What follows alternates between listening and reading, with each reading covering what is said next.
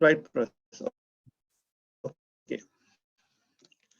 So good afternoon, ladies and gentlemen. I warmly welcome you for another webinar organized by CMA Sri Lanka. As advertised, we have with us Dr. on domestic optimization, and also I'm confident our audience will have so many questions to ask from Dr. Vijayavardhana.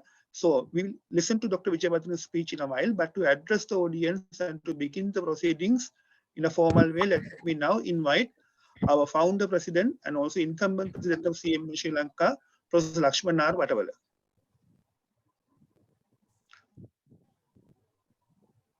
Thank you. Thank you very much, Mr. Ruchira Perera. Ruchira Perera is one of our council members and he is handling our session today. We are very happy to have with us Dr. W.A. Vijayavardhana, the former Deputy Governor, Central Bank of Sri Lanka, who will be speaking to us today on the very important topic on domestic debt optimization, or DDO, and its impact on stakeholders. So we also have with us our council members. Then we have our members and of course invitees. I know that today this is a topic that is of great importance and relevance, and in various forums this is being discussed. But as you know, the CMA Sri Lanka, which is the Institute of Certified Management Accountants in Sri Lanka, a body incorporated by an act of parliament, we also have a national duty towards our members as well as our stakeholders who are involved with us. So that's why today we are holding this seminar, really to keep our members informed of what is really happening. It's really the members. I know that there are a lot of you from the corporate sector who are present here, which will give you an idea as to what this really means. You may know that we have been doing a few seminars earlier. Now, first one was on taxation. Now, these are all a result of the agreement that we signed with the IMF on the EFF arrangement with them to bring us to build a strong maybe economy which they have said. So first of all, where they want to increase the revenue, they call it the fiscal consolidation, fiscal revenue based on fiscal consolidation, and then they increase the taxes. Then there again, we really had a number of webinars to inform our members and the stakeholders of what is really being done, the importance, then the impact on the individuals and on the companies. So there was a big interest on that one. Then thereafter, some of the other things, of course, was the restoration of the debt sustainability through a debt restructuring to ensure stable financing. Now that again, I think I must thank Dr. Vijayavardhana, because he was there to also tell our members about this debt restructuring. Now today we are having one, actually what we spoke of debt restructuring, but we are now gone to another area of domestic debt optimization. So I'm sure Dr. Vijayavardhana will tell us what this restructuring is, what this optimization is, and he will really brief, because you know, accountants are thinking in a little different way from economists, Dr. Vijayavardhana, because we are really looking at figures. Because when we think of restructuring, we are thinking that something is getting cut off. You see, now that means that the amount that we are trying to maybe optimize, we would have thought that it will be struck off, because we feel that that would be the way that the loan can be repaid. So that's really maybe the accountant's point of view and the accountant's way that accountants look at it.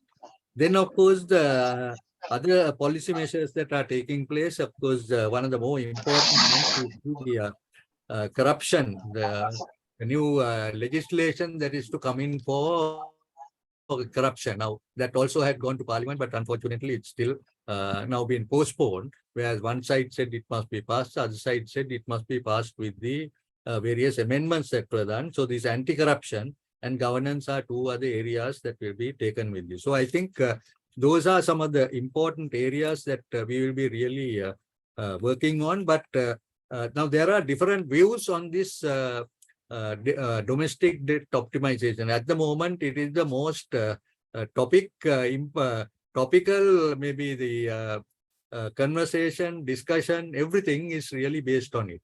So I don't want to speak too much on that, but what I want to say is that, you see, today the country is in a very, very bad situation. If you can call it, is a very sick patient. So now they are really trying to bring it into some sort of way that there will be some recovery that is being done. So when this recovery is being done, there can be two ways the recovery can be done. You know, you do it in a sustainable way so that the patient will recover. You can also do it in another way, in a hasty and maybe do it so that the patient will die. So actually, I don't think that we want to be in that position.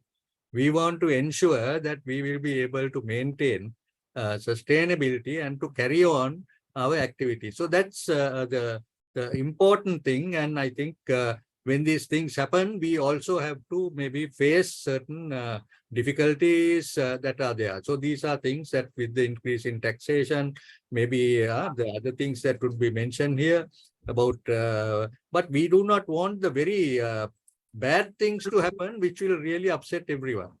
So that's why I think we feel that Dr. Vijayawardene will be able to explain to us of this domestic debt optimization and its impact on stakeholders. So I do not want to speak too much because I will also be moderating the event. So I think Mr. Ruchira has maybe a few words to say about the introduction of Dr. Vijayawardene. So I will hand you back to Ruchira. Thank you very much, Professor, for your introduction. Dr. Vijayawardene, as we all know, is our keynote speaker today. Dr. Vijayawardene is a former Deputy Governor of the Central Bank of Sri Lanka. He's an educationist, writer, columnist, and also a public speaker. He engages himself in education management, functions as the president of the Business Management School, BMS, a government-approved non-state sector university in Sri Lanka, and serves on the faculty study boards of both the Jawaharlal University and the Postgraduate Institute of Management, PIM. He disseminates his knowledge by writing a weekly column to Daily FT and serving as an adjunct faculty at Thailand-based Asian Institute of Technology. And also he is a visiting lecturer in both the University of Sri Jawaharlal and at PIM. Dr. Vijayawardene, now I know most of the people are having these confusing thoughts because 2 days ago, Fitch Ratings have appraised the government's efforts, and also later, one day later, they have degraded Sri Lanka's credit rating from CC to C. So I'm sure there are so many questions that the audience must be having to ask from you based on what you are going to deliver. So Dr. Vijayawardene, with much respect, you are not a stranger to Sri Lanka. I invite you to address the gathering. Thank you very much, Professor Lakshman and also Ruchira, for inviting me to share my thoughts on this important subject. I will just make an introduction to the subject for about, say, 15 minutes. And after that, it will be a question and answer session moderated by Professor Lakshman. And what I have to agree with Professor Lakshman is that we are in a very difficult situation in Sri Lanka today. And the problems faced by Sri Lanka are not the problems faced by the central bank alone or the Ministry of Finance alone, or the President Ranil Wickremesinghe alone, or the cabinet or the government. Those are problems faced by all of us. Therefore, we'll have to be mindful of the fact that whatever the solution that we are going to introduce will have to be shared by all of us. It's not part of the central bank, and also it's not a part of the Ministry of Finance. But I will have to congratulate the governor of the central bank for taking us through this difficult period. He had assumed the office when the country was practically bankrupt and Sri Lanka could not do anything at that particular point in time in April 2022. But over the years, he had been able to provide a certain amount of relief to Sri Lanka's economy by, after getting this IMF bailout in March 2023, we are now actually moving in the correct direction. One thing I'll have to be clear here is this particular subject called the domestic debt optimization is not a part of the agreement which Sri Lanka had agreed with the International Monetary Fund for the extended fund facility. But it arises from that. That is because the International Monetary Fund had requested the government of Sri Lanka, and the government of Sri Lanka had also agreed to restructure the foreign debt. Again, not the entirety of the foreign debt, but a part of the foreign debt owed to the commercial sources, the holders of the international sovereign bonds, and some of the lenders who had lent to Sri Lanka at commercial rates, and the bilateral creditors. This particular part covers only about, say, 33 billion US dollars at that time, and but the total country debt had been about 65 billion, including the debt contracted by the government from the multilateral agencies, the debt of the central bank, debt of the state banks, debt of the private sector, debt of state-owned enterprises, and therefore it was only a small component of the total external debt that had to be restructured. But the government had appointed two advisors, and they had come up with a certain solution. And one of the debt holders who are to be restructured, the international sovereign bond holders, they had formed themselves into an ad hoc group, not all the sovereign bond holders, but about, say, 65% of the international sovereign bond holders. And that ad hoc group had asked the government of Sri Lanka to treat the domestic debt also in the same way the government is treating the external debt to be restructured. So therefore, it was something that had arisen as a result of Sri Lanka's attempt at restructuring foreign debt as a part of our agreement with the International Monetary Fund. Now, the term used here is not the restructuring of domestic debt, it's actually domestic debt optimization. The difference between the two is that when you want to restructure any debt, what happens is the debtor, the government of Sri Lanka, will negotiate with creditors and then offer a certain terms and conditions, revised terms and conditions to the creditors, and the creditors can agree to it, or of course, through negotiation, the government will have to get the creditors to agree to it, and there will be a cut in the principal amount, or in the interest component, or in both. But in the case of this foreign debt, what had been suggested in the IMF extended fund facility approval was that over the next 4.5-year time period, the Sri Lanka will have to cut external debt amount into $14 billion. So that was what had been estimated at the time of getting this approval from IMF, that is March 2023.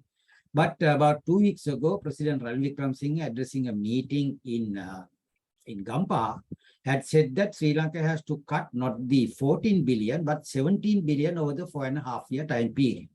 That is because the debt has become actually multiplied, because in April 2022, when Sri Lanka suspended the payment of installments on account of the bilateral debt, and also payment of interest and the maturity proceeds in the case of the international sovereign bond holders, Sri Lanka said those suspended installments will be added to the principal amount. So as a result, now the 14 billion has gone up to 17 billion.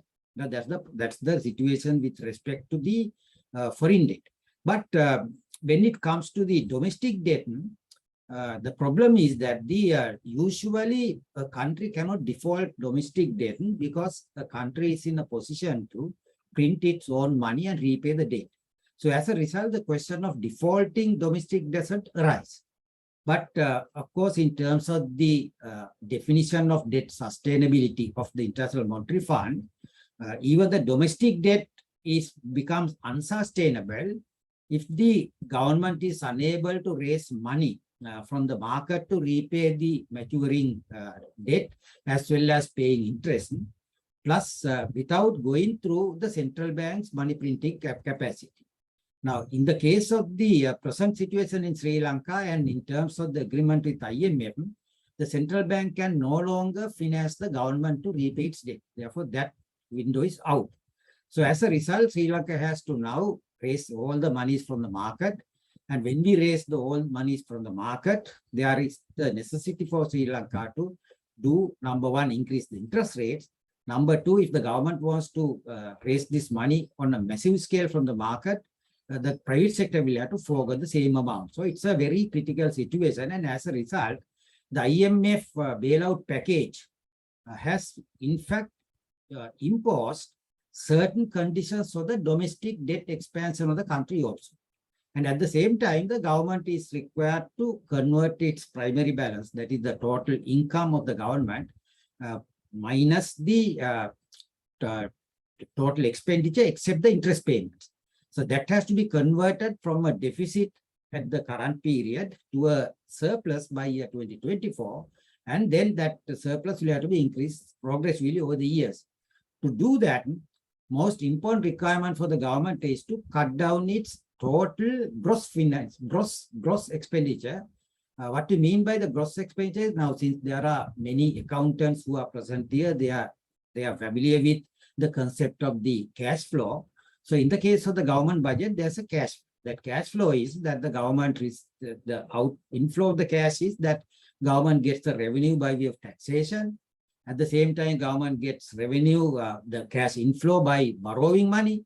At the same time, the government get cash by printing money. There are three sources of cash flow into the government. And the cash outflow is the government has to incur its recurrent expenditure, its capital expenditure, and also the meeting the meeting the funding required for paying the maturing for domestic and foreign debt. Now that part is considered as a refinancing facility in the gross expenditure of the government. Now for government to cut down this particular situation, it is always necessary for Sri Lanka to cut down the total gross expenditure of the government. And also to do that, there's the only requirement is that government has to do away with having to repay the maturing debt right now, so that one part of the cash flow is taken care of. And now this is what is happening. But then the word used, optimization, is a different context, because in economics, we will optimize whenever there's a profit opportunity, we'll maximize the profit. And whenever there is a loss opportunity, where we will minimize the loss. Now, in the case of the domestic debt holders, as it is, there are only option available for the government is to default.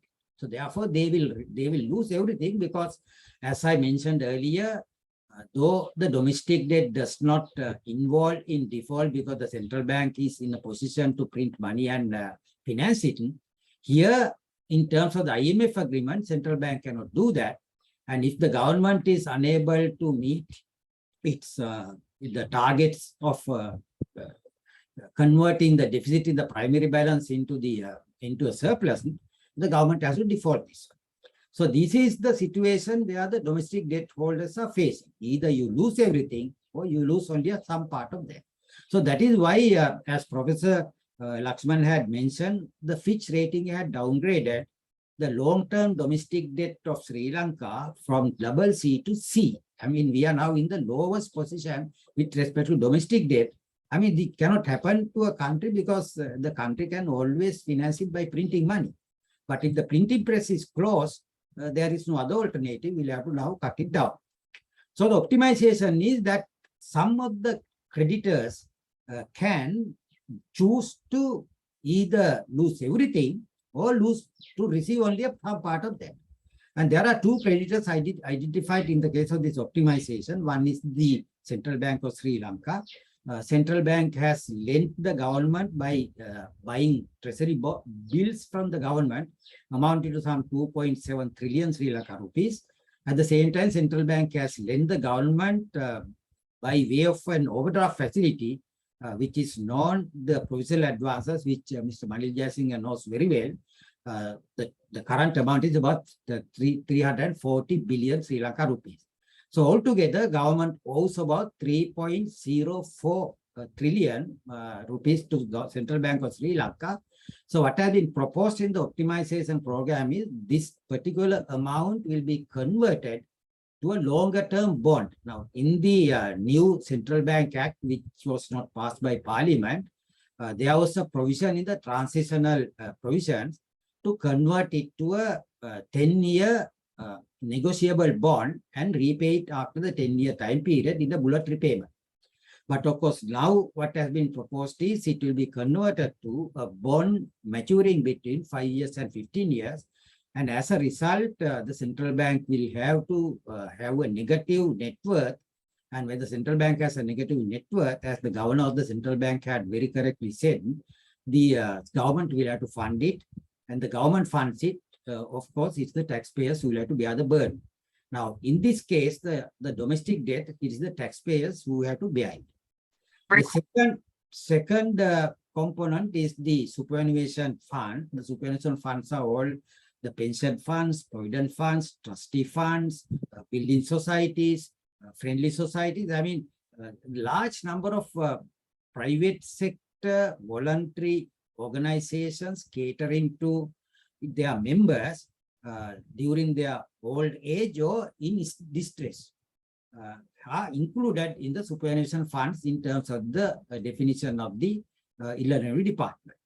Now, these people will have to agree with the government before the 25th of July this year, whether they should go along with the total amount of debt they are having, or they would exchange the existing treasury bonds that they are having. Of course, the treasury bills are not included here. Remember that. Treasury bonds with the government and get an equally repayable over a period of, say, 12 years in equal annual installment. For example, if you hold, say, a treasury bond of, say, 120 rupees maturing in 2045, you will exchange that bond with the Ministry of Finance. The Ministry of Finance will issue a bond worth of 10 rupees each, which would mature in 2027, 28, 29, 30, and up to 2038 for the next 12-year period, and equal amounts they will exchange. But the interest payable, whatever the coupon rate that you are holding in the current bond, that will be the 12% till 2026, and after 2026 it will be 9%. So this is the proposition that they have been given. And the biggest stakeholder here is the Employees Provident Fund. And of course, you know, lots of, as Professor Lakshman had mentioned, lots of people have the fear that the members of the Employees Provident Fund will have an enormous loss. They will not be able to get their money back. And there's a debate whether the Employees Provident Fund has a big loss or a small loss. Now, some of the parliamentarians like Mr. Sumandiran in Parliament said that if you calculate the present at the present rate over the next say up to 15-year time period up to 2038, if you calculate the net present value of the loss, that will be about loss of about say 47% in the case of the Employees Provident Fund. Then some private sector economic analysts have said that there's a massive loss occurring there. But of course, the governor of the central bank has denied it. But we have to keep in our mind is what whoever who had mentioned these things, these are fixed income securities. The main feature of a fixed income securities, if you get an interest today, you will continue to get that interest over the full maturity of the bond that you are holding. So therefore, there is no reduction in the money value of the interest income, irrespective of the going market interest rates or the going inflation rate. Now, presently, the Employees Provident Fund is getting about, say, 13.5% on average on its portfolio. And if we continue till 2045 with that particular fixed income securities portfolio, we are to receive interest income at that particular rate. But when we accept when the Employees Provident Fund accept the new proposition by exchanging its portfolio with the Ministry of Finance, its average return will fall to 9.1%. So that one they will receive till the end of 2038. And when you calculate the difference between the two, there's a massive loss, and that loss is visible one. And one of the contentious issues relating to Employees Provident Fund is that the Governor Nadala Veerasinghe thinks that the Employees Provident Fund pays the tax of 14%, whereas the commercial banks are paying tax of 30%. And therefore, there's nothing wrong in increasing the tax rate of the Employees Provident Fund from 14 to 30%. And that is the figure that has been given by the Minister of Finance.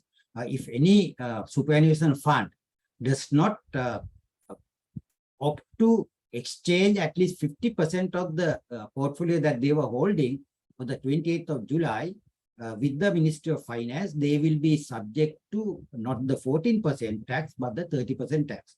And 30% tax has been justified on the ground that the commercial banks are already paying this 30% tax. But this is a misconception because Mr. Malil Jayasinghe may be knowing very well, all the superannuation funds are paying this tax on their gross income. Whereas the commercial banks are paying their tax at, say, 30% on their net income. So this difference between the net income and the gross income is massive. Now, in fact, I'll have to mention here, superannuation funds were free from taxation till 1989. And the Employees Provident Fund plus all the private approved provident funds were exempted from any tax till 1989. But because of the fiscal issues that government faced in 1989, also following the JVP insurrection and also the LTT insurrection, the government had to look for new revenue measures. And one of the most, acceptable one was taxing the provident funds. So therefore, they imposed the tax of 10% on the gross income of all the provident funds. And as a result, the Employees Provident Fund became the largest single corporate taxpayer in the country. There is no any other private sector entity, even the even the Lever Brothers, Unilevers, or Ceylon Tobacco did not pay that amount of income tax. They paid other taxes, but that amount of income tax. EPF became the largest single corporate taxpayer in Sri Lanka. Then in 2017, the new Yahapalana government, led by Mr. Ranil Wickremesinghe, they increased this 10% tax on superannuation funds on the gross income to 14% and that is the rate that is applicable today. And what is happening here is now in the case of this is where I think the misunderstanding has occurred. If you take a commercial bank to calculate the taxable income, you allow the commercial bank to take out the interest paid. You suppose you get an income of say 100, and if you pay interest on to the depositors 50, so that 50 is allowed to be deducted. Then you allow the commercial bank to deduct the administration and the expenditure on account of the staff, say that is 20, so another 20 is deducted. So 50 plus 20 is 70. Then you allow the commercial bank to deduct the depreciation part of the asset, say that is 10, then 80 is deducted. Then there are loan losses which the bank had encountered, say that is say another 10. So 90 is deducted from the gross income to calculate the taxable income. So the commercial bank will pay a tax of 30% on 10, that is about say 3 rupees. In the case of the Employees Provident Fund, the interest paid to the members is not considered as an expenditure of the Employees Provident Fund. That is considered as the distribution of profits by the Employees Provident Fund among its shareholders, because the members are the shareholders. So therefore, what is paid to the members is not deductible, number one. Number two, even in the case of the Employees Provident Fund also, the income tax allows the deduction of the operating expenditure, which includes the payment of salaries, the administration expenditure like payment of rent, all other consumable stores, and also depreciation part that that is included in the administration expenses of the government in the EPF. So I have recalculated the because the numbers are not available because the Employees Provident Fund has released only the annual report only in respect to the year 2020, the latest available, but the financial insights highlights have been published in its website for 2020 and 2021. And in the central bank annual report for 2022, there are numbers that relating to the Employees Provident Fund that have been given in part 1 of the volume 1 of the annual report. So I have calculated and I have actually recalculated the comparable taxable income of Employees Provident Fund comparable with the commercial bank. Now, of course, then the total tax it has paid as a percentage of the taxable income comparable with the taxable income of a commercial bank. In 2020, Employees Provident Fund had a gross earnings of some 285 billion rupees. It has paid interest to members 227 billion, which is permitted to be deducted in the case of a commercial bank. Operating expenses have been 1.6 billion and there have not been mark-to-market losses in that year. So the taxable income comparable with the commercial bank is 56 billion and they have paid the tax of 39 billion. So the tax rate has been not 14%, but 70% if you compare it with the taxes paid by a commercial bank. Now 2021 also, the gross income had been 342 billion and the interest paid had been 252 billion. Operating expenses 1.6 billion, but there had been a mark-to-market gain of 40 billion. As a result, the taxable income of the Employees Provident Fund comparable to the taxable income of a commercial bank had been 48 billion. The taxes paid has been 42 billion. So the tax rate has been 88%, not the 14%. 2022 is it's actually a pathetic year for Employees Provident Fund. That is because when the interest rates go up, you may recall where in fact, the prices of the bonds that is holding goes down, and there's a massive mark-to-market loss incurred by the Employees Provident Fund. That had been net loss has been 41 billion rupees. So it had got an income of 316 billion. It has actually, in order to show that, it is paying 9% to members, it has paid 9% to members, 304 billion. Operating expenses have gone up 2.1 billion. And the massive mark-to-market loss is 41 billion.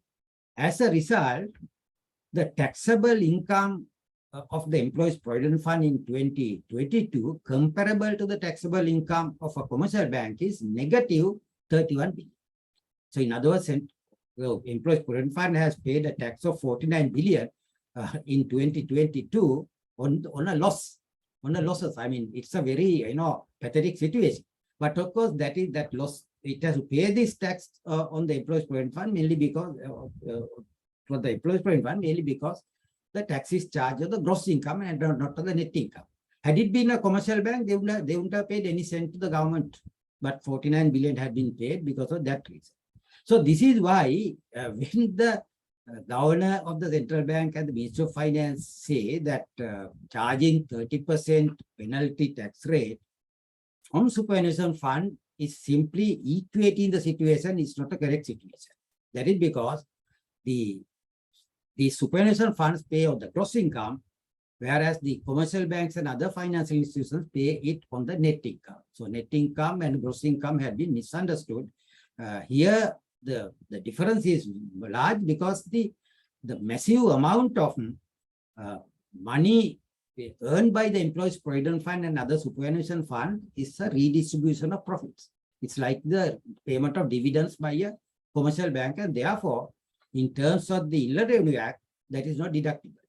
So that is why there is a massive, anomaly in the case of the present exchange offer given to the Employees Provident Fund and also other superannuation funds. I think the government will have to look at it, and if it corrects it, it will be able to rescue it. Now, For example, in 2022, to pay a tax of 49 billion on a loss that you have incurred is not something that you will be actually permitting in the case of other financial institutions. So this is where I think we are here, and this needs, because the Parliament has given full powers to the Minister of Finance to implement this. Of course, Governor Central Bank says whether Parliament has given it or not. In terms of this Registered Stocks and Securities Ordinance, the Minister in charge of Finance can always change the terms and conditions of the debt issued by it without consulting anyone. So therefore, it's not a new thing. It's a facility which the Minister already enjoys. But given the current situation, these things have to be done with transparency, openly, in consultation with others. Therefore, I hope Minister of Finance, President Ranil Wickremesinghe, before implementing this program, consults all the stakeholders involved. With respect to the central bank will lose its capital. And therefore, main stakeholder of the central bank, it's its employees. Employees will lose their prospects for salary advancements. They will lose that.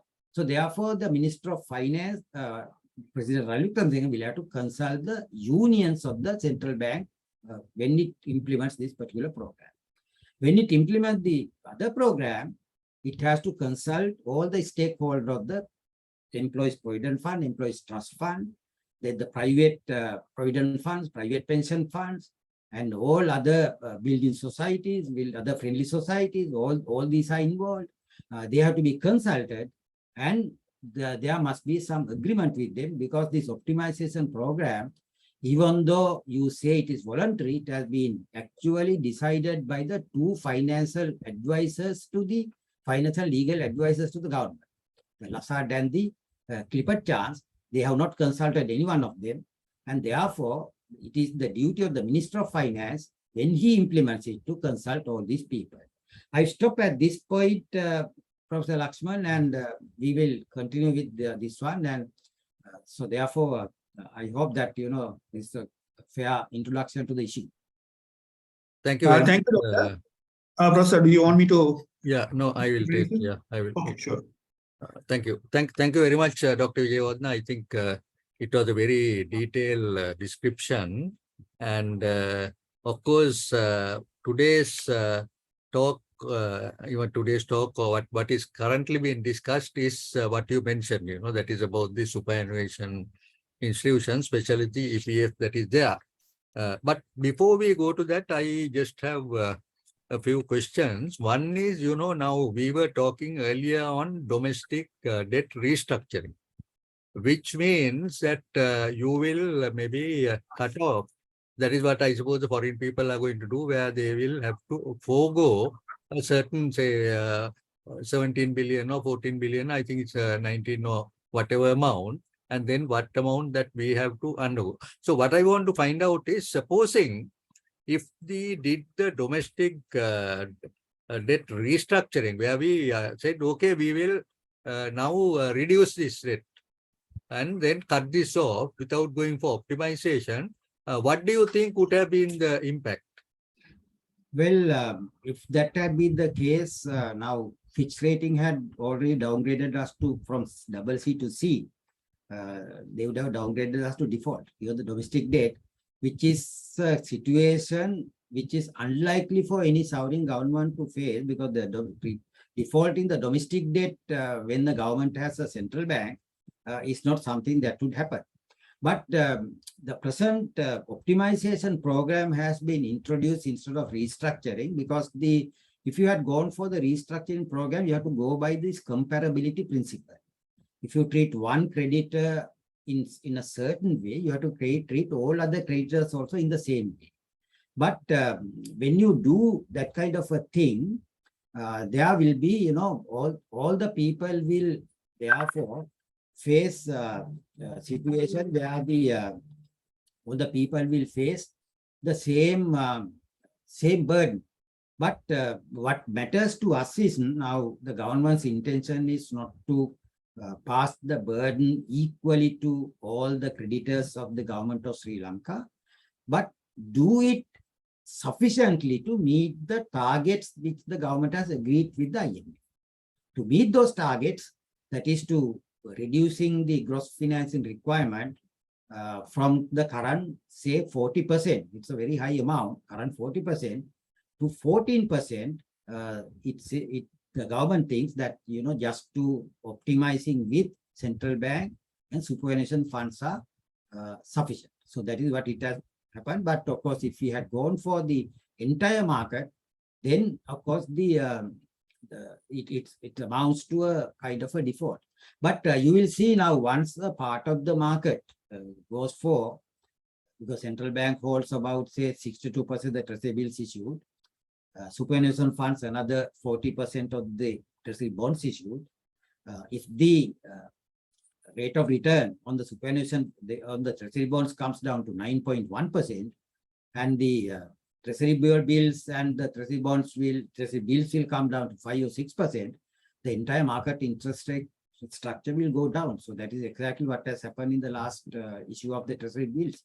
So that would have been, so even the other, now in the temporary period, if there is a good and vibrant secondary market, the other bondholders are in a position to make a capital gain by selling it at a high price.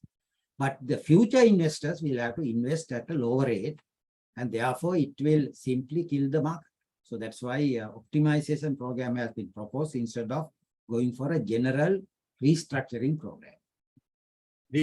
Now the other question that has come up is now the superannuation funds and, as you mentioned, central bank and finance ministry.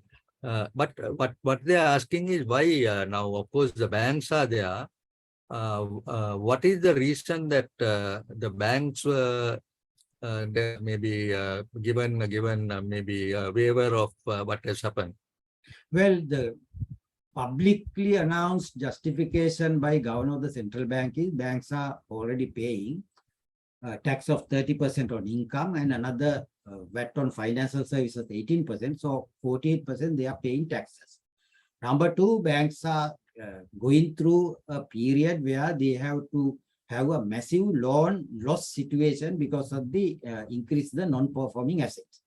Third one is banks had been supporting the government during the COVID-19 period, as well as during the economic crisis, to refinance the country's economic activities, and therefore they are doing a much needed services.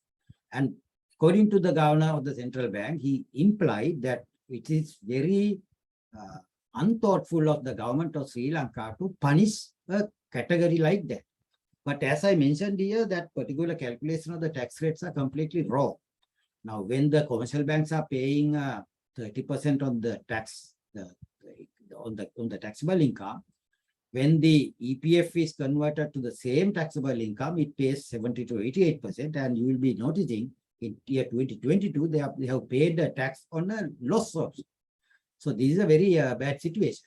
So therefore, this comparability is completely, I think, it doesn't look to me very valid.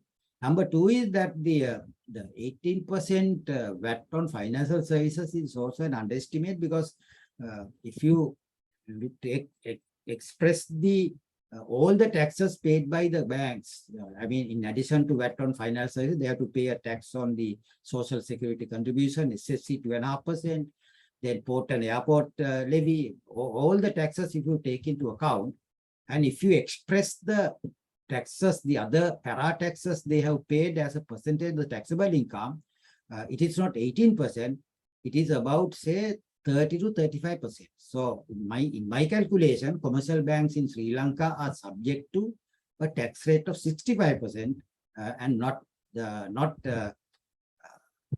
48% as mentioned by the governor of the central bank. So these are all based on, I think, wrong calculations. Right. Actually, on the employees' provident fund, now, of course, the reason is their income is really interest income. So interest income means then you have to pay tax on that one, but you can't reduce any expenses.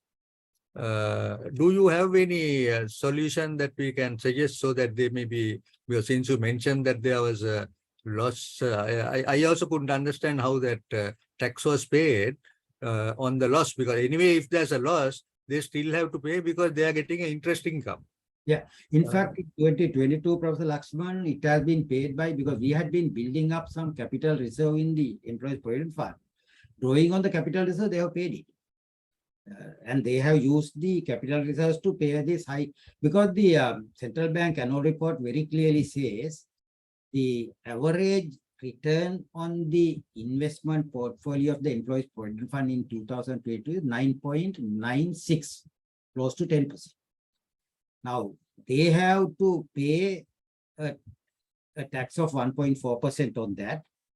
Then they have to pay the administration and other expenses have gone up to 0.67%. So about say 2.62% the total expenditure that they have incurred. So they, after 10, when you get this 2%, they cannot pay more than 8% to members, but they have paid 9%. So which is again a wrong move by the management of the Employees Provident Fund. Second one is that when I was the superintendent of EPF in 1998, I made a representation to Ministry of Finance through the Monetary Board that the employees, the members of the Employees Provident Fund are taxed at 4 levels. It's not a single level taxation. Number one, this at that time it was 10% tax on the gross income. Second one is when they get their money back, they have to pay the terminal benefit tax. At that time, it was anything above 100,000 rupees was subject to taxation. But now, of course, the threshold has been increased to, I think, 3 million Sri Lanka rupees. So therefore, there's some relief to the members, but they have to pay with the money, they get the money back. Third one is when they make the contribution to EPF, there was no any exemption, any deduction given to them. Fourth one is since the Employees Provident Fund always invested lower than the going market rate, there was a tax element that they had been paid to the government of Sri Lanka. For example, if the market interest rate is say 10%, EPF was supposed to invest at 9%, something like that. So 1% is a tax. So I said this multiple taxation of the members is not something that we can justify. Therefore, I suggested to Ministry of Finance that they should abolish this tax on the gross income of the superannuation funds, which they had introduced in 1989, because till 1989 there was no such tax, and they have to go for that. But that particular thing did not receive the attention of the Ministry of Finance. Later, I came to know that the Ministry of Finance had thought in Sri Lanka, low-income people are not paying taxes at all. So there's a good way to, tax them. Taxing the gross income of the members of the superannuation funds. Now, the other thing that a lot of the maybe employees are worried is whether they can get their money when they retire. Do you think that because sometimes people might take early retirement, of course, they have to reach the minimum age, I think it's 55, I don't know if they extended to 60. But whether then all of them will start retiring and want to take the money, and do you think that that would be something that could happen as a result of what is being talked of? Well, not because of this optimization program, but because there's no, any reduction in the capital sum, owned by the Employees Provident Fund. But of course, it can happen because right now, the new contributions received by the Employees Provident Fund is much more than the annual refund that they are making. There's a net contribution of about, say, 40 billion rupees to Employees Provident Fund in the cash flow. But of course, the new contributions can, dry out, mainly because there is a massive unemployment. There's massive unemployment. Or if the incomes of the people do not go up along with the inflation, then again the contribution to EPF will go down. And when the inflation rate is high, what happens is that the employers and the employees collusively, they, just, declare a lower amount of income, salary, and then pay a low amount of money. And also they will pay the balance, offhand to the employees. So employees also like it, and the employees also like it. Because they have to, employees can avoid paying 12%, employees can avoid 8% in the short run, but in the long run, employees have to lose. Fourth one is that there are various ways of taking this money out, in the guise of, constructing a house, you can take the money out, and then you can, submit false medical certificates and declare yourself medically unfit and get the money back.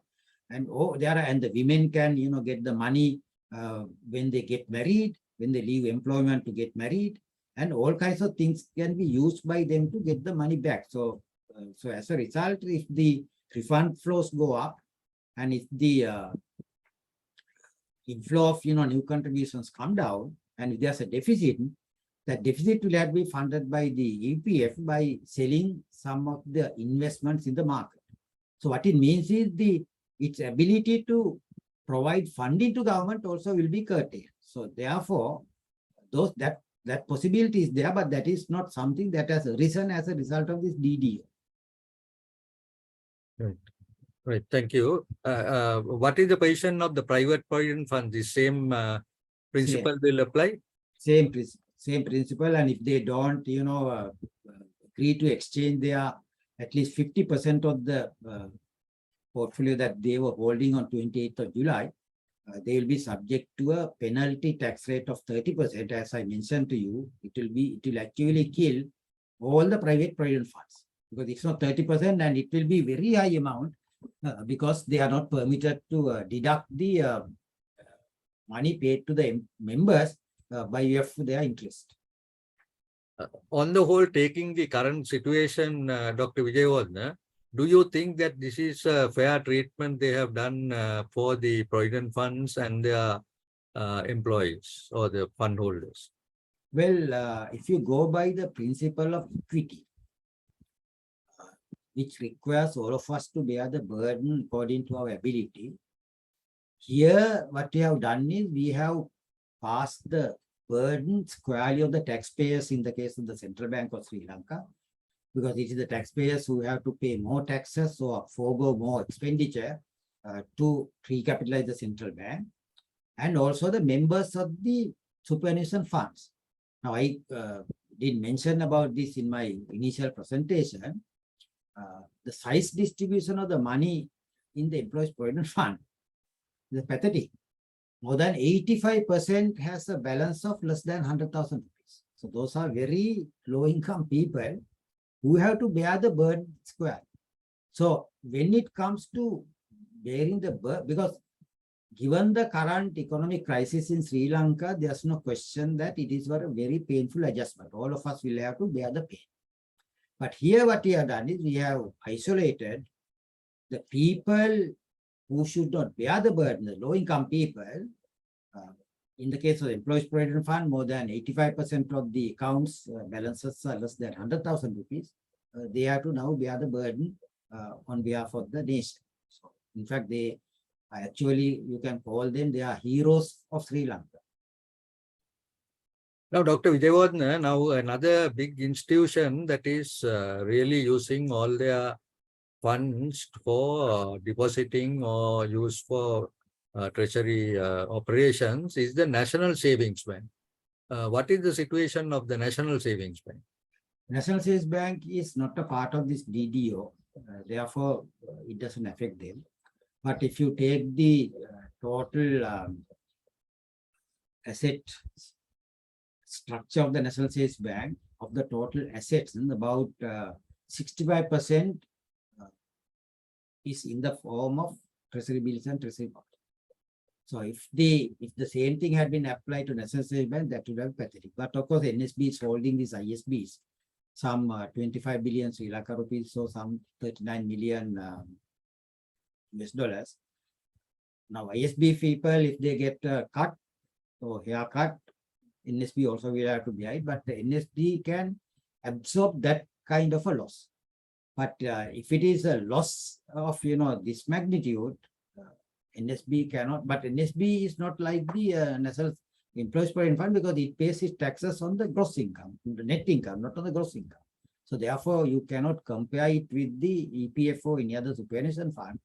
But NSB is not a part of the program. It will incur a loss only on account of the haircut that is given to the international sovereign bond holders, where it has a portfolio of some 25 billion rupees. Since you mentioned now on the ISBs, international sovereign bonds, can you just tell us a little on what is really happening in that area? Well, the government suspended the payment of interest, half-yearly payment. You have to pay interest half-yearly, and also the repayment of the maturing sovereign bonds as from 12th of April 2022. But what has been suspended has been added to the principal, the suspended interest and suspended principal amount. So it is growing now. And after that, the international sovereign bond holders, the government had been negotiating with them. We have appointed our own advisors on the two aspects, the legal advisor and the financial advisor. And they also formed themselves into an ad hoc group. And they are also being represented by their own advisors. So it's actually experienced, talented professionals are negotiating with each other. So the current situation is that a minimum of 30% haircut will be offered to them. But as what President declared in the at the Gampaha meeting, the 17 billion US dollars have to be cut by both the bilateral creditors and the commercial creditors. In the case of bilateral creditors, China has so far not agreed with that. China holds a large quantity because the ISB holders are holding about 12 billion US dollars. Another 7 billion is held by Chinese banks, which had granted credit to Sri Lanka on commercial terms. So they are also suffering now. So the negotiation will have to be renewed now in the line of the new domestic debt optimization program. If the sovereign bond holders agree to the present proposal of exchanging the debt for a longer maturity treasury bonds, if they are agreeable to that, then of course then you have to decide on the haircut. In my view, maybe more than 30%, because the total amount that we have to cut is about 17 billion. If you don't cut that, there's a massive financing, foreign exchange financing gap faced by Sri Lanka. Thank you, Dr. Yoga. Now, you mentioned about the central bank. Actually, now central bank is one of the main movers in this whole thing with the finance ministry, and also mentioned that their situation is also not very good. Can you just explain how will be, what is their real situation? Because I know that recently there have been various statements made that they are going to be in very difficult situation. What is your view on that? Well, central bank had been the principal credit lender to government of Sri Lanka throughout its existence from 1950. And as a result, the government had been very liberally, it had been spending money because the money printed by central bank and given to government. So you will be noticing that now, of course, earlier in 1990, central bank had only 5% of the treasury bills issued by the government, but now it is 62%, very high. So now what we are experiencing is a situation where central bank has overexpanded. And it has overexpanded mainly by providing credit to the government of Sri Lanka, and that government has now become bankrupt. So we are in a situation where our creditor has become bankrupt. Creditor might default it. If it defaults, it will default the entire 3.04 trillion money it owes to the central bank. And if it happens, the central bank's capital, central bank will become actually bankrupt, not technically bankrupt. Now, even I have in year 2022, there's a massive loss incurred by the central bank because of the foreign exchange loss. And as a result, the minimum requirement of capital funds in the central bank is about 15% of the domestic assets of the central bank. Now that had come down to 2% as at the end of December 2022. So that is the fear which Governor Nandalal Singh is having. And if it becomes negative, then you have to recapitalize the central bank. And when you recapitalize the central bank, lots of problems are there because when you recapitalize an institution, you can provide the salary increases to employees. Now, in the case of the central bank, in every 3 years, there's a collective agreement, collective bargaining, and an agreement there that collective agreement is now due. And if it is not done, the employees will either resist or they leave. Now, they are actually at the present, they are leaving in large numbers. The central bank, lower level employees are leaving the central bank in large numbers, and central bank has to replace them. So these are the practical issues that it is facing. But when it comes to recapitalizing it, it will be, you have to go before parliament, and as it is, when you go before parliament, the parliamentary must say, we don't want to give you independence. They will take away the independence from the central bank and they will try to recapitalize it. So so that is why we have to avoid at all costs the possibility of getting parliament to recapitalize the central bank. I would like to, Dr. Vijayan, if you can just give me permission to ask a question from one of our council members, Mr. Manil Jasing is here. I think you mentioned his name also. Manil, are you there? Yeah, yes, sir. Right. Now, actually, it was mentioned now, Dr. Vijayan also mentioned about the situation with the central bank. And also now there are a lot of things that about the valuations on these treasury bonds, and also with the issue of new treasury bonds, the impact on the central bank, the government, and of course the superannuation like EPF and all. First of all, on the central bank situation, can you just because now, according to Dr. Vijayawardena, it is going to be in a very difficult situation, and maybe government may have to pump in money. But what is your view now when you look at an accountant's point of view, how you have to do the accounting point of view, how does it look, the balance sheet? So, Professor, what will happen is when the central bank stocks its current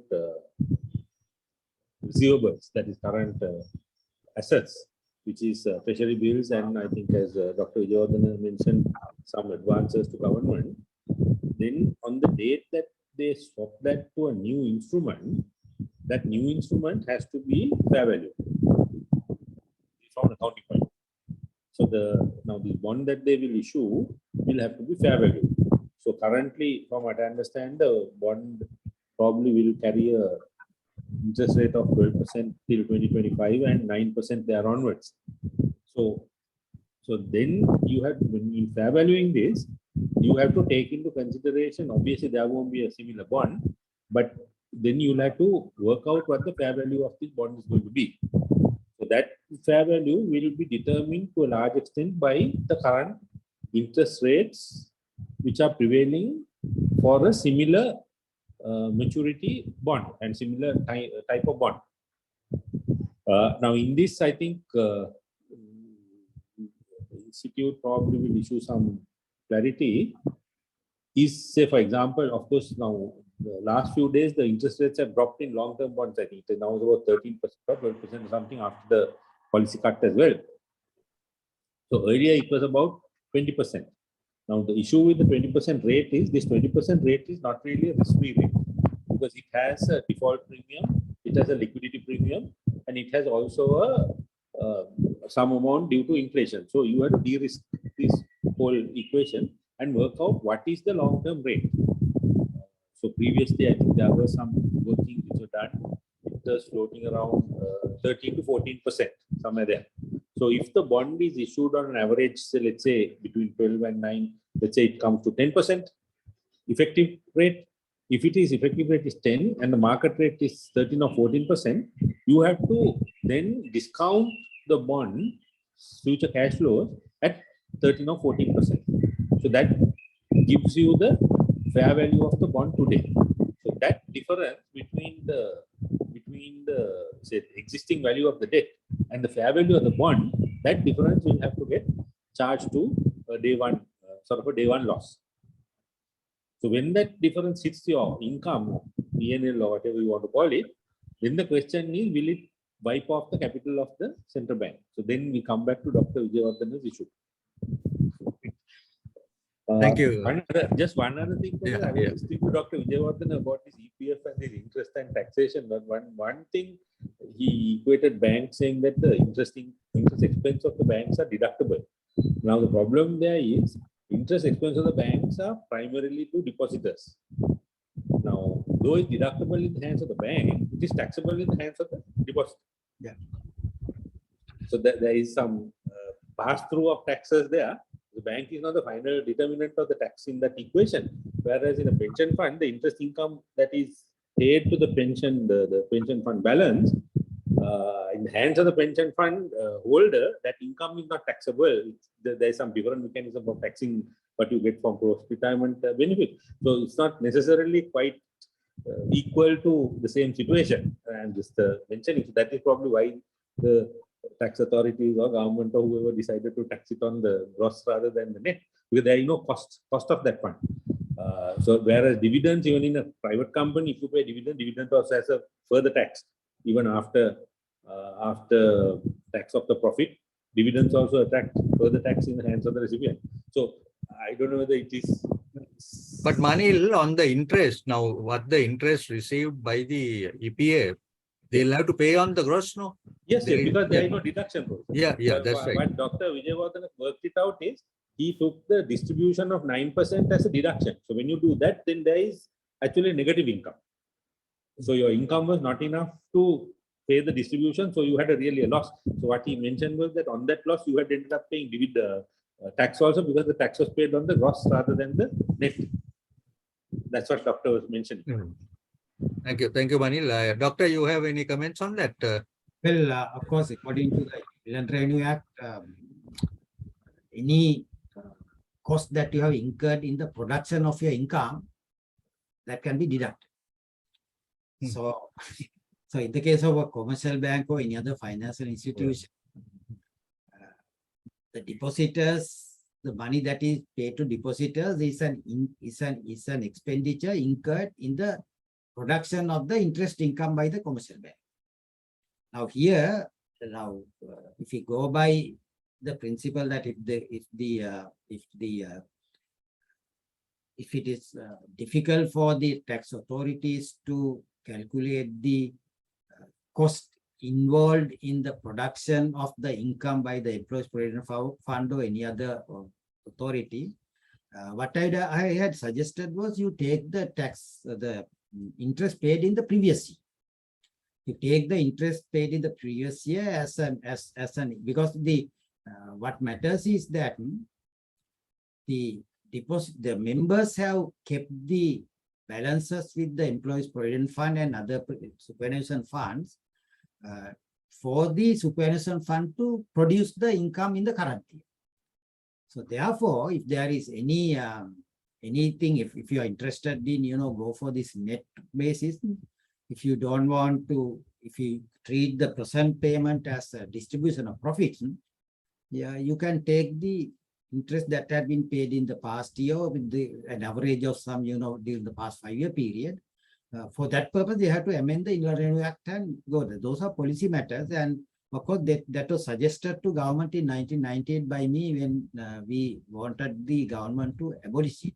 But in my view, all the provident fund and pension fund should be exempted from paying these taxes. Thank you. Doctor, one of the important things that is now happening is the interest rate. Now now the central bank has announced the reduction of policy interest rates by 2%. And, I don't know whether our accountants and others are really conversant on this basis point. So in fact, some of them suggested to me that we should get you to explain to us about this basis. It is 200 basis points that is reduced. But this has an impact, this has an impact on people, really the depositors and of course the retired people who are depending on it. Plus also the governor has now given a I think, a direction that all banks should reduce the interest rates on their lending rates, which takes a longer time than the deposit rates. Deposit rates happens immediately. Can you explain exactly whether this is a result of the domestic debt optimization or whether it is something else that these rates are now being adjusted? No, in fact, the main reason is the annual inflation rate has fallen to 12% from around, say, 70%, which we had some time back. And as a result, the central bank feels that it did not continue with the high interest rate regime in the country, given the falling annual inflation rate. I am actually emphasizing the fact that annual inflation rate because you are just comparing the price level that had prevailed 12 months ago with the price level today. But what matters to us is the increase in the overall price level, general price level. For example, the new Colombo Consumers Price Index and the new National Price Index were rebased to January 2021 with new weights for the expenditures. The prices have gone up from 100 in January. I'm referring to Colombo Consumer Price Index, which is the official price index used by the central bank as well as by the government. It has gone up from 100 in January 2021 to 192 in June 2023. It has gone up by simply 92%. And as a result, the inflation during the increase in the overall price level, I don't call it inflation because inflation is expressed as an annual thing. The increase in the price level over this period is some 92%. So if anybody wants to calculate the real value of the stocks that they are holding, what they have to do is they have to divide by 192 and multiply by 100. So that means any asset which they had in January 2021 is valued now at 52 in end June 2023. So its value has fallen by 48%, even though the annual inflation rate has come down to 12% by June.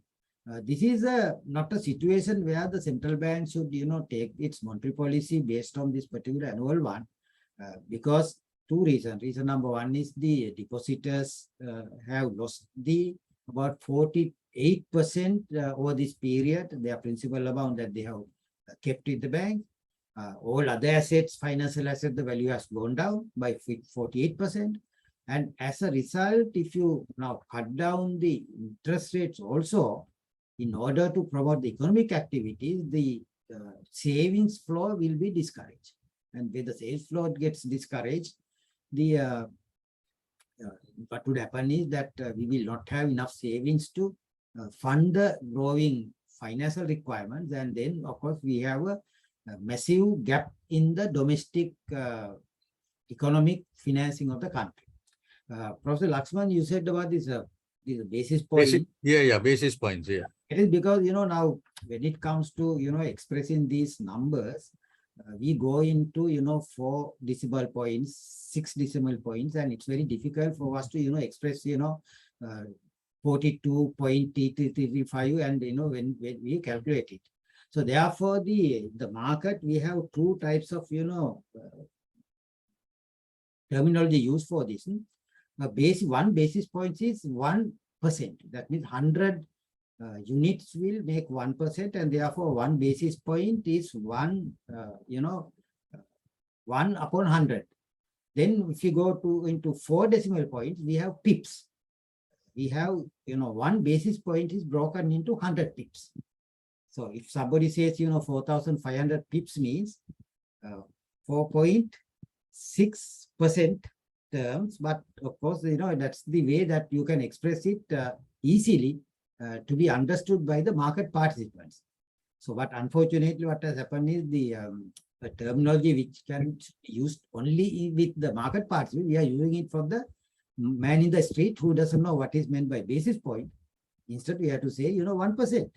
When you say 1%, it's 100 basis points. if you say 2000, say 100 pips, then you are actually one basis, one upon 100. So those are the terms used in the market. So market terms should not be used to communicate with the general public. Right. On this, now actually the biggest thing on the interest, do you think that this interest rate will be coming down further, or because looking, you see, the one thing is now once we start repaying the loans and all, then the money will be required. So would it be a temporary measure, or is it something that we can hold? No, in fact, if you take this annual inflation rate, Professor Lakshman, pretty soon because at the current level, the monthly increase in the overall price index is nearly zero. So as a result, by September this year, the inflation rate will become about 1%, single digit number.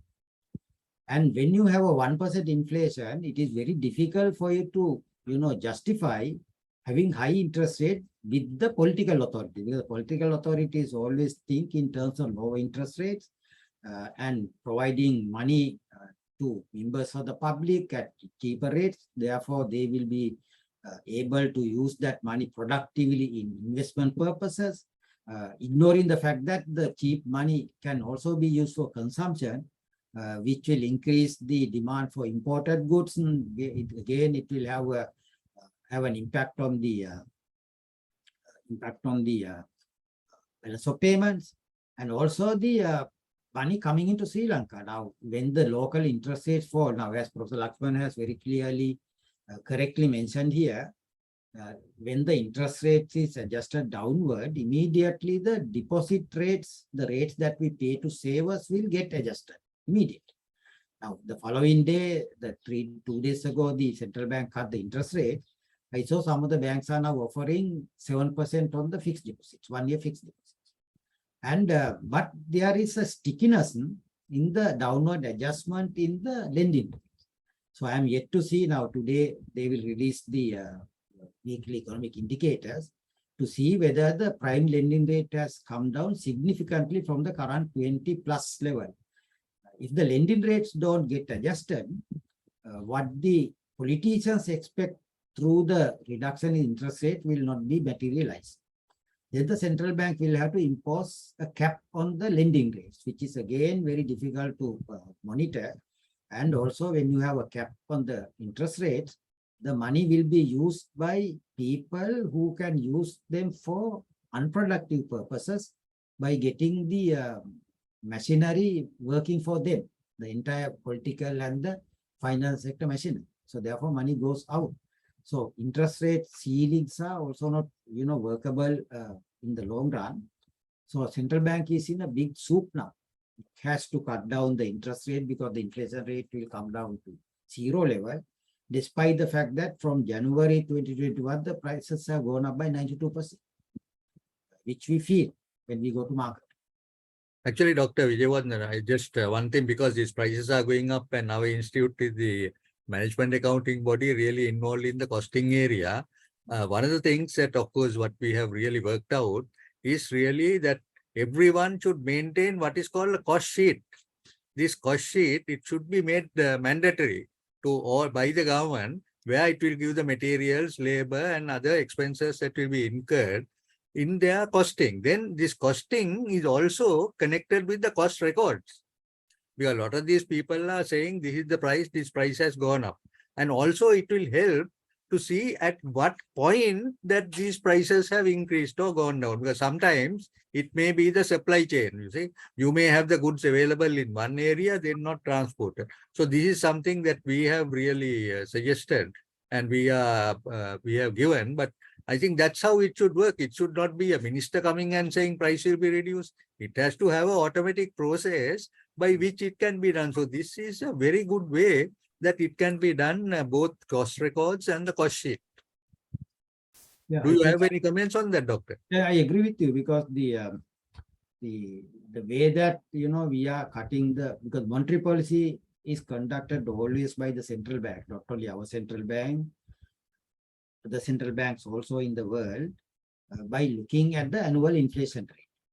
Because if they want to calculate the real interest rate, what they do is they deduct the annual inflation rate for the actual annual interest rate. So therefore, the difference is called the real. If it is a surplus, then it's a positive real interest rate, and negative, if it's a deficit, it's a negative real interest rate. But banks are now, central banks are using another concept called the core inflation. Core inflation is the inflation, same consumer price index without the prices of food items. In the case of Sri Lanka, the fuel and also the transport costs.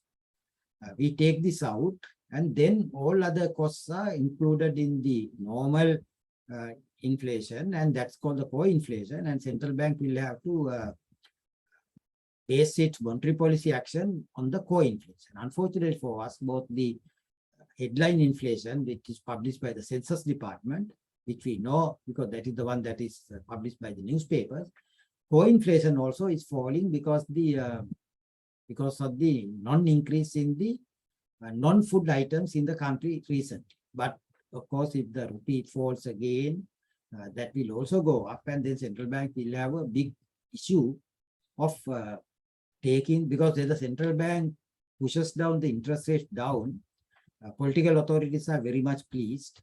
But when it starts going up, the political authorities will be displeased, and it will be difficult for central bank to do that. Doctor, one question that is on foreign direct investment.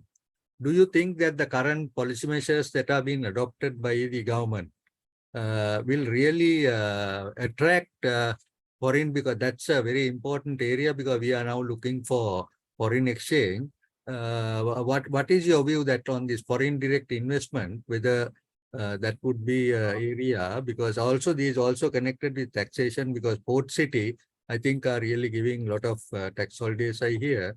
But whether they will really come, that's something that one is looking at. I mean, there's no reason for Sri Lanka not to receive any foreign direct investment, because because that policy and that part is quite different from what we are talking about here. It's nothing to do with the domestic debt optimization. Foreign direct investments will come to Sri Lanka as long as we have a consistent policy, number one. Number two, our rule of law is, acceptable to those people who are coming to Sri Lanka. Number three, we are in a position to build up the supply chain networks throughout the globe. Now, Professor Lakshman was referring to the domestic supply chain, but we have to now develop and build up global supply chain so that we'll be manufacturing a small part of a large product, and we will be supplying it to the final assembling plant wherever that is located. Now, this is to be done very carefully by managing it. Now, for example, in India, I'll just give you an example how Sri Lanka should do that. In India, now India is thinking that India can get into the global high-tech medical equipment market by producing them, because what is needed is to use the available technology and also the use of the application methods. Now, diagnostic medical treatment is going up. For that purpose, you must have new machinery, and India is now planning to get into that market because it's a huge market, and to get the foreign investors to come and invest along with the Indian entrepreneurs in that particular product. So similarly, our board of investment, which is headed by Mr. Dinesh Virakodi now, he will have to come up with a new plan, because going by the old plan of attracting this cheap labor products like garments, apparels, and so forth will not work. But we'll have to look at the new areas where we will be able to sell to the rest of the world, and those areas will have to be promoted. So this is a separate activity, and I hope now President Ranil Wickremesinghe wants to get the private sector people, bureaucrats, and the cabinet ministers into a lab for 3 months to decide on the economic strategy that we have to adopt to make Sri Lanka a rich country by 2048. This particular lab will have to very carefully consider all these areas that we have to address. Actually, Dr. Vijayana, why I asked this is because now today we are looking for foreign exchange. No, one thing is FDI, other one is the foreign exports, because that will really bring in the foreign exchange. So that then what we are now talking is that we have to repay the loans. Do you think that now those will be falling into place with what we are now doing, the DDO and the EFF and everything? Well, according to the foreign financing gap prepared by the IMF for the next 6-year time period, the gap is fundamentally financed not by increasing our import of goods, export of goods and services, the net export of goods and services, but of course by cutting down this debt, 14 billion in the initial estimate, now it is 17 billion. And the foreign direct investments and also the money that we receive from the multilateral agencies like World Bank and the ADB had been about 2.5 billion over the next, for 5.5 year period.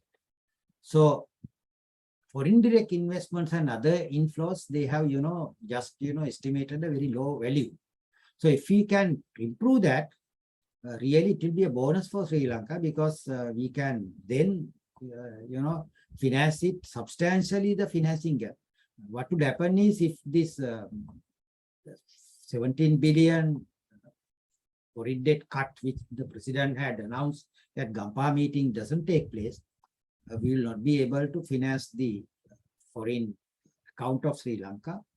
There's a massive deficit in the foreign exchange, and that deficit will immediately have an impact on the exchange rate. So we have big problems there, and we are going back to the period where we had in the middle of 2022, and that has to be avoided, as you say, by getting more funds through the foreign direct investment. But of course, we have to be careful of the fact that all the foreign direct investment that might come to Sri Lanka, except, the things like the phosphate deposit in Epavala and others, where you are using the local raw material, the money will go out in order to import the machinery, equipment, and other raw materials needed to start those foreign direct investment enterprises. So therefore, the net accumulation of foreign exchange will be very low. This was actually presented by former governor of the Reserve Bank of India, Raghuram Rajan, in a seminar in London recently. He said that India has gone into the exportation of the smartphones, but 90% of that will go out of India in order to import the material necessary to assemble those smartphones. Only 10% will remain there. So that has to be, of course, increased now. Professor Wattavala will know, you may be aware that, when we started this garment industry in 1978, before that we had not even exported a single shirt. Our local value addition was just 10%.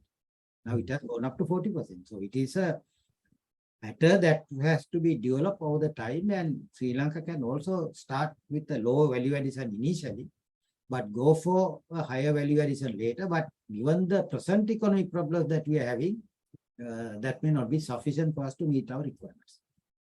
Thank you, Doctor. Ruchira, I think there are some questions. Would you like to read them, Ruchira? Yeah, but also there's a question that has come from the... Give me 1 minute. Yeah. Ruchira, I'm Kennedy here. Yes, Kennedy, yes. Yes, sir. Yes, sir. Yeah. You can ask. Yeah. Sir, I'm one of your students. I think you remember me. Yeah. Of course, how can you? Sir, now he's on our council, Senior Professor Kennedy. Yeah. The head of the accounting. Great man. Yeah. He's the head there now, head of the accounting department. Okay, sir, okay. Now, Professor. my question is like this, sir. Now, this money, that means the debts obtained by the previous governments, that is true. But that money also managed by the previous people, previous politicians and previous people and so on. They did it efficiently and inefficiently, we don't know that. But finally, sir, this responsibility come to the poor people like people who are working in the government sector, people who are working in the private sector, and they are the people, the funds, what they available, I think, from their deposits, especially in the APF. You have, they have reduced that money to, interest rate to the 9%. That is 3 trillion, I think, EPF, I think they have invested to the treasury bonds. And outside treasury bonds, treasury bonds is 6 trillion. That means that they are getting 20%. Outside people get 20% or above that. But the money, the EPF who invested to the treasury bonds, now that particular amount you reduce to the 9%. Why these poor people are responsible for these debts? That is one of my questions. Second question, now this 20% is the required rate of return. When we discounted this all 3 trillion or the money, I think we are getting a fair value is very low. That is another loss to the EPF. And in the future also they are getting the little earnings for their deposits. Now that's a situation, but in Sri Lankan situation, I think our people are happy because their EPF is safe.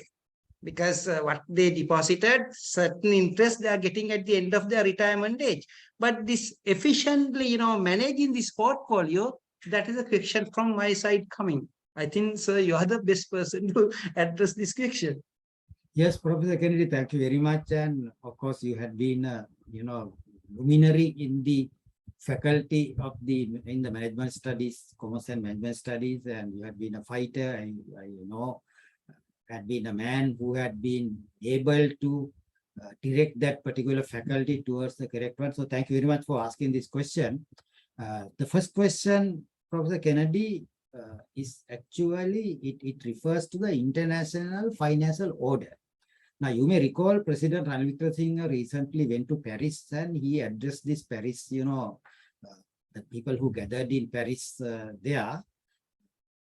Of course, he didn't mention about it, but now there's a growing demand.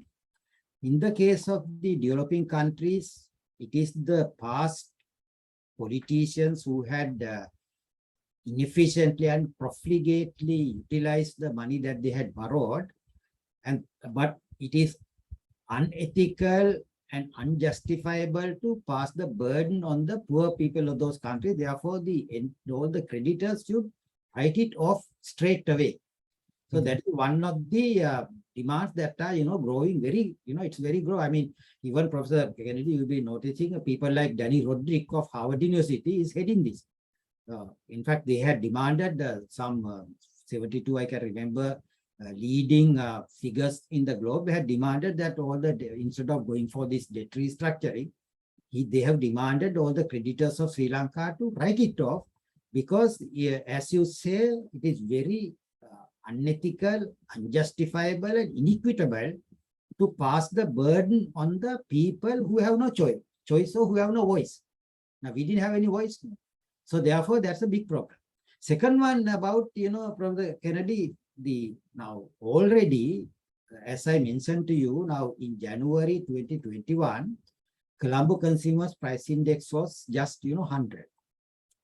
In June 2023, it has gone up to 192. And as a result, if you calculate the real value of the stock or the member balances in the EPF today, it is down by 42%, 48%. So that we call the inflation haircut.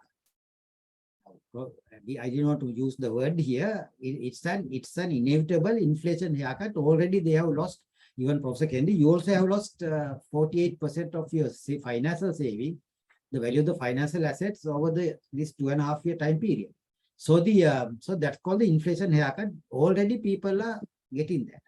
On top of that, the policy-driven haircut has, as you have mentioned, it has also come. Instead of, on average, the portfolio would have earned EPF some 13.5%. Now they are earning, according to the government itself, Minister of Finance itself, 9.1%. So there's a policy-driven haircut of earnings by another 4 percentage points. So these are very serious issues. And that is why many people are arguing that the the burden has not been fairly distributed or equitably distributed. Always when the decisions are made by the people who have the power, there's a tendency that they will first serve themselves and then look for serving other people if there is anything left after they have served themselves. So this is what has happened, Professor Kennedy, and thank you very much for raising this question. I know you had been raising this at the faculty meetings also continuously, this kind of issues, equity and the Yes. fairness issue, justice issue. Thank you very much. Thank you, Thank you. sir. Thank you, sir. Okay, Ruchira. Yeah. Doctor, I have a question. Now, as a layman, I can't understand why there are two rates for the deposits maintained at the EPF. Now, the central bank governor was saying, okay, for the normal deposits, the interest rate would be 9%. It will be kept at 9%. But then for EPF, which is a personal fund, for the central bank employees, the interest rate would be 29%. Is that possible for the funds maintained by the same institution for two different institutes or for two different organizations? Can there be two different interest rates? Ruchira, those are two different funds. Number one is the Employees Provident Fund is managed in the central bank by the Monetary Board of the Central Bank of Sri Lanka. The Employees Provident Fund there is managed by a different board of trustees. So those are two different people.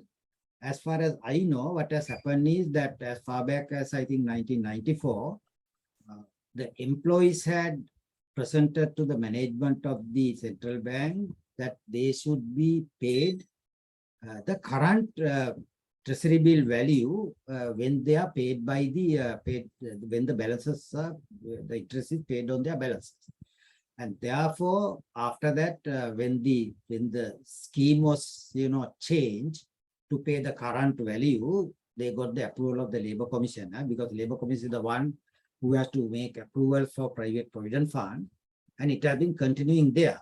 Even though some people say that, it is being done by the Monetary Board, no, it's been done by a different board of trustees who manage the Central Bank Employees Provident Fund. Central Bank employees, there's again different board of trustees to manage the Central Bank Pension Fund, and nothing to do with the Monetary Board. Even the even the accounts are not presented to Monetary Board. They are being audited by private auditors, and they are being submitted to the members of the one. Now, Mr. Malija Singh knows very well. If the Central Bank Pension Fund has a deficit, Mr. Malija Singh will qualify the central bank accounts, and that will be a very, embarrassing situation for the Central Bank of Sri Lanka, because it cannot borrow anything from outside. So what the central bank does is, according to this agreement with the employees, they will simply recoup the deficit. And this year, 2022, some, I think 12 billion had been passed to the central bank pension fund, just to avoid being qualified, the accounts being qualified by the auditors like Mr. Malija Singh. So one more question. Now, this question is a general question. It's about the possible exchange rate maybe towards the end of the year because of all these changes. Well, that of course, very difficult for us to make any prediction. But what I have to say is that there is a financing program for Sri Lanka over the next 5.5 year time period based on the extended fund facility that had been given to Sri Lanka by the IMF. In terms of that, the major source of foreign exchange supply to the market is the restructuring of foreign debt involving the reduction of debt by 14 billion according to IMF and 17 billion according to President Lanka. If it doesn't happen, there's a massive shortage of foreign exchange in the country. We are now managing the foreign exchange situation because there is this import controls imposed on some 3,000 odd products, which had been reduced by 300,000 products recently. Still, we have the major imports are, cut, and in terms of the IMF program, we have to gradually disband the import controls. And once we disband the import controls, and also if there's a oil shock comes to the world in the future, we are we don't have enough foreign exchange to meet. So in that situation, the shortage will be higher. When the shortage is higher, there will be pressure for exchange rate to depreciate, and I cannot mention any value to Sri Lanka rupee by the end of the year. But if anybody is, wants to know about it, if they can carefully go through the IMF document that had been presented to the IMF board, executive board, they have assumed a certain exchange rate as at the end of each year up to year 2027. Okay, thank you, sir. So do you think now, because of all these changes, because of all these actions, we would be able to bring down the debt to GDP to 95%? No, because the domestic debt optimization is simply postponement of the payment of the principal from today to future. So there is actually now, Professor Kennedy was talking about the inequity in this treatment. He was talking about the inequity in the current period. There's an intertemporal, it means between the two time periods also, there's an inequity because we are passing the burden onto our young generation in the future. They will have to work harder, pay more taxes to repay those bonds that are to be reissued in the exchange program by the government. So the stock will not come down immediately. It will be there. But in the case of the foreign debt, if Sri Lanka is able to cut, this 17 billion as announced by the president, there will be a reduction of the foreign debt by about, say, 30% because as I told you, the total country foreign debt is about 65 billion US dollars. Out of that, only 36 are going to be restructured. And that 36 will come down by 50%. So therefore, what will happen is when the GDP goes up, we have a bonus there, the ratio will come. Okay. So And very quickly, Ruchira, now I think they are recently also they issue the bonds. Again and again they are issuing a bonds. I think the rates are go up. Yes, Yes, sir. Recently also. yes, Professor Kennedy, yeah. I mean, given the, I didn't mention it in my original presentation, the gross expenditure of the government as per the budget for 2023 is 14 trillion Sri Lanka rupees. To finance that budget, President Ranil Wickremesinghe in his budget speech in November last year, he said he will be earning some 3.4 trillion rupees by way of revenue. But by the time we went before the IMF, it had been scaled down to 3.2 billion because it had been found that the original estimate had been an overestimate. But now it appears, given the performance of the Inland Revenue Department and the Customs and also the Excise Department, during the first 5 months of the year, most probably they would be able to get about 75% of what had been targeted for the year. So what it means is the maximum revenue they might get for the year is about, say, 2.5 trillion to 2.8 trillion. So to finance this gap, Professor Kennedy, you have to issue more bonds. There's no question about it. Otherwise, you have to, now universities, lecturers had been getting their salaries without any interruption. Similarly, government servants also have been getting because the bonds had been issued.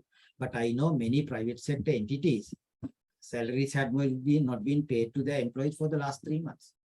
Several large entities. So one question Yes, now, we know this can be done, debt restructuring can be done in many ways. We can reduce the face value, we can extend the maturity, we can do a coupon adjustment or a combination of all three. You think, could we have adopted any other method than the method adopted by the government? Given the present fiscal situation of the country, the most probable outcome would have been a general default. That's why Fitch rating had cut it down from CC to C now. Yeah. But to avoid the general default, what the Ministry of Finance and the central bank had done is they had done the second best available, not the first best, second best, offering certain, vulnerable institutions. Those are called captive institutions. So offering the captive institutions a certain exchange program under which the government will cut down the interest cost involved in the domestic, not the principal amount. Principal amount will be postponed for the future.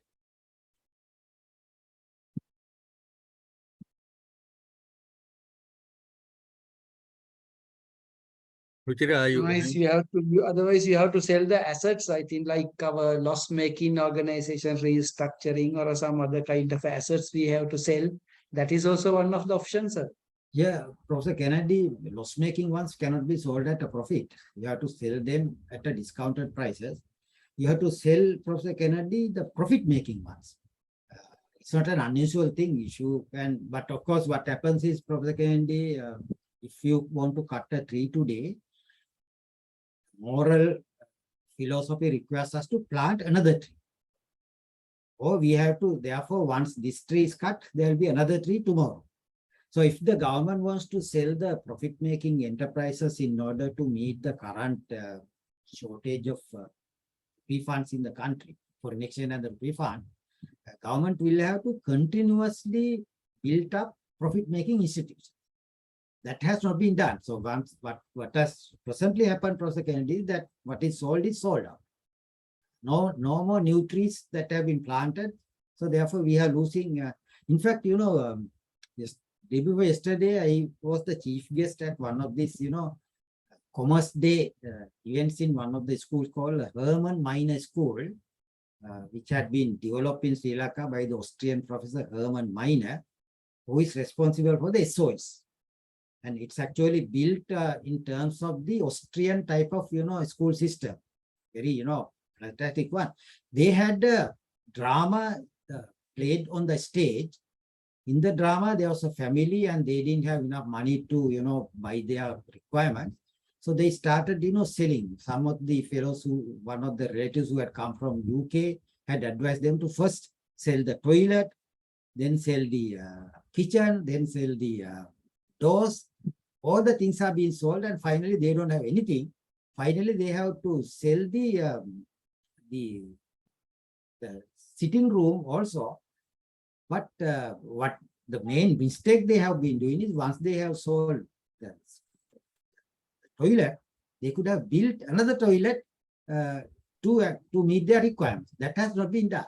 So it's actually representative of what is being done in Sri Lanka today. We are selling the profit-making ones, but we are not developing new profit-making ones to sell in the future. That is at least okay, sir. Otherwise, you have to sell your body parts, your kidneys and other kind of things Right. also we have to sell. Now, this is the kind of a neoliberalization, I suppose. Neoliberal, Okay. yes. Right. Okay, I think. Okay, bros. Yeah. So thank you, Dr. Gunawardhan, Professor Vijayawardhan. But actually, I think we are very thankful to you. But I would like to invite one of our senior members, and he's also a council member of our CMA. And of course, you were just speaking about him, very well known in the profession, Mr. Manil Jai Singh, so that he can maybe give his comments and also maybe give the thanks to Dr. Vijayawardhan. Manil, over to you. Thank you, Professor. Dr. Vijayawardhan, I think thank you very much for your very subtle and easy explanation about this whole domestic debt optimization and the impact. I think your analysis and your views would be very beneficial to all our members and the accountants to understand better the mechanics of this whole equation and the impacts that it has on various sectors. I think Dr. Vijayawardhan and I go back a long time. Known me. I think I had a lot of respect for Dr. Vijayawardhan. He was at Central Bank, and even now I often see most of his articles in the papers. But I think your explanation, Doctor, I think will help our accounting profession and the community as such to understand this whole equation. I know as a country we are in a very difficult position. Sometimes the solutions are not necessarily what we want, but I suppose given the circumstances, we have to just accept it and move on. I don't know. That's what I feel. Because over the years, things have happened and we have now got ourselves into a very, very difficult situation. But Doctor, once again, just to thank you very much for your very sort of easy explanation on some of these things, because some of these people use all sorts of things to confuse you more than explain what the real mechanics of it is. I think as a country, you mentioned that we have to get our cross-financing needs sorted out. Whether this is the optimal way of doing it, I don't know. But at least one proposal that has been put forward. You explained the implications and ramifications of these proposals. So it's, I think, up to the people in charge to look at it carefully and decide whether they want to accept it or not, because they have been given time till 20th of July to do so, I think. But your explanation and your analysis of this whole equation would help all the accountants. Hopefully, they will understand the impact of this in the different segments, like the superannuation funds, impact of it to the central bank, and by having the impact of central bank, all of us also get impacted by this whole equation in some form or the other, taxation and other mechanism. And once again, from CMA part and the accounting profession, we would like to thank you very much for that presentation and your views on this. You also touched on so many other things, apart from the domestic debt restructure and obligation. And those comments by you, I think, also would help our accountants to understand some of the implications of this whole domestic debt optimization or debt restructure, or what you want to call it. It is coming in the light of even our domestic debt being downgraded from C to CC. So hopefully we can understand this whole equation, the impact it has on businesses, on community, on the superannuation funds, and I think it will make it a little bit easier for us to now move forward. I think Professor Vatavella also raised the issue about having accurate costing and things like that for this whole equation, which I think is an area where as a country we are wanting. So hopefully with this we can move forward with better knowledge and an understanding in this whole equation. So thank you very much, Doctor, for all that.